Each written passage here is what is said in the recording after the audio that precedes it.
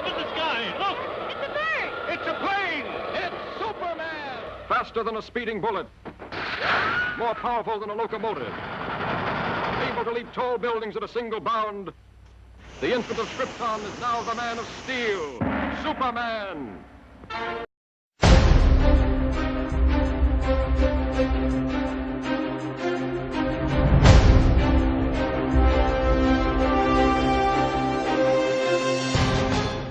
Hello, and welcome to another exciting episode of Geek Life at the Movies. I am, as always, Steven. And before we get too far into this episode, I would like to take the time to apologize for the background noise, which is my fan. It's going because it's hot and I'm fat, and seeing a sweaty Steven is not a pretty thing. I'm just saying. So, please bear with me. I hope my voice is louder than the fan. As you could probably tell from the short clip before the intro video, that tells you what you're watching. We will be discussing Man of Steel, the newest Superman movie, starring Henry Cavill and Amy Adams and other people. I have to say that I was kind of disappointed with the movie. I had expected so much more.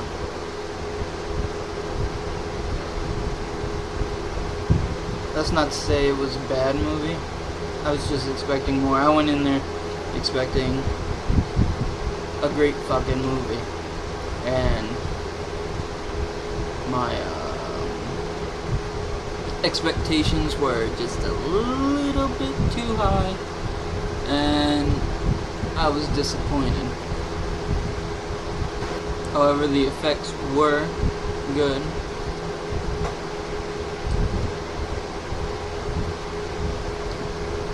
I especially like the animals, creatures that they showed at Krypton, that flying dragon thing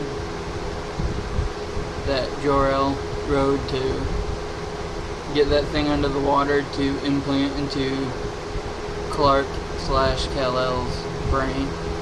And I like that they didn't focus a lot on the stuff that happened in Smallville. They just did the flashbacks while Clark was off doing whatever in the world. I was kind of sad not to see the Fortress of Solitude because, let's face it, what is Superman without the Fortress? Maybe they'll put it in the next movie. This one, they just had him in a spaceship, a Kryptonian spaceship, where he first meets his father and learns stuff about his Kryptonian heritage. I kind of wish Lois Lane had a bigger part, but you know, maybe next one, since spoilers, he became Clark Kent at the end of the. It's good that they didn't focus on the two identities in this origin story. They pretty much had it where he's still getting used to his powers, and he meets General Zod and first battles his foe from Krypton. I did read that Margot Kidder had wished there was more Lois Lane in it because she thought Amy Adams had done a good job, but there's always a sequel. But like I said, I was just expecting way too much, and I guess that's why it brought down the rating from yes, it's a fucking awesome movie to I'll watch it when it comes out on Redbox again.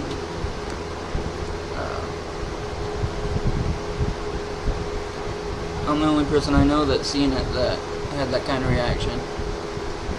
Matt seen it and he liked it. He thought it was good.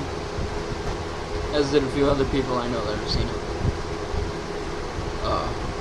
I will say the one part that people seem to take issue with, which was at the end of the movie, I fucking loved. Because, as you know, in the Superman mythos, he doesn't really like killing people. As a matter of fact, he really doesn't. I'm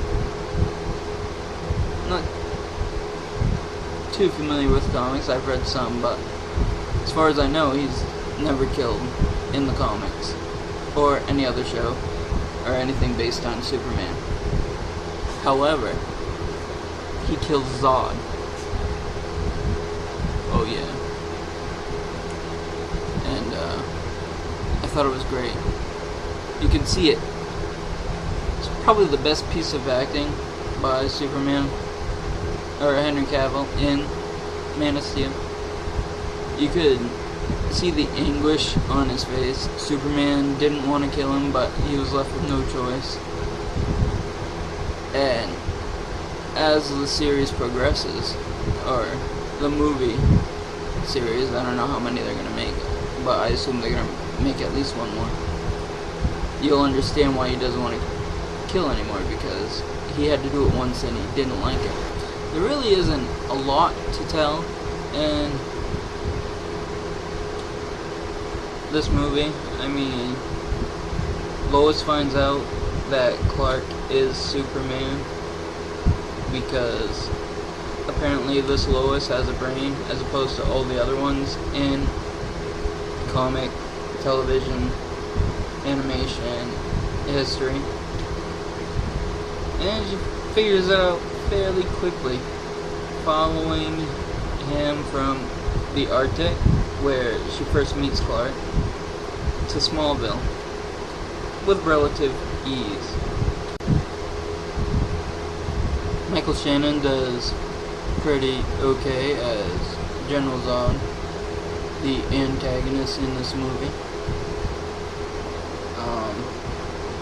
Makes you believe he's a ruthless bastard who will stop at nothing to ensure the survival of Kryptonians. He is pretty much willing to ensure that they live on, even if it means killing Clark or Kal-El. Not either or, they're the same person, but you get what I mean. So, should you go see this movie? Well, if you like superhero movies and you just cannot wait to see it, then go ahead, catch a matinee and watch it. Otherwise, just wait till it comes out on DVD. I think if I had to give it a rating, 1 to 10, 6, maybe 5.5. I guess that's about it for tonight. I gave you a much more brief review, opinion, thought video than usual, but it's the Man of Steel. We all know you're either gonna go watch it or you're not. What I say probably has no bearing. If you're a fan, you're gonna go check it out. I did. But I did do one thing for you guys that I'm tacking on right now.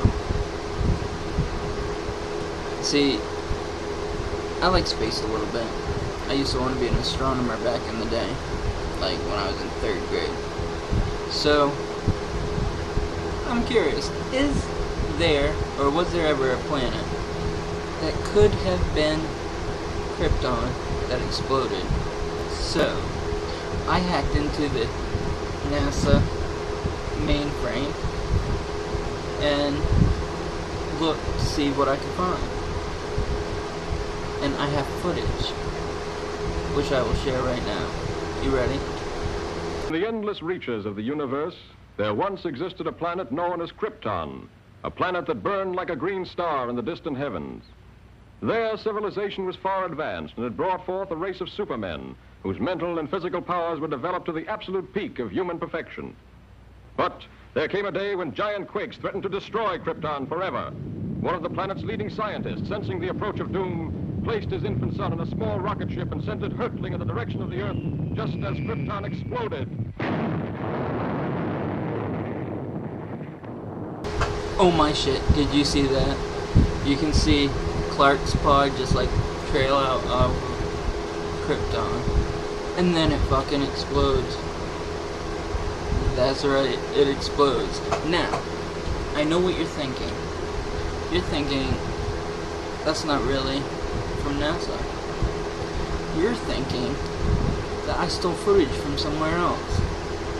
You're thinking that it looks an awful lot like the Max Fleischer cartoons of the 1940s. And to that I say, ah.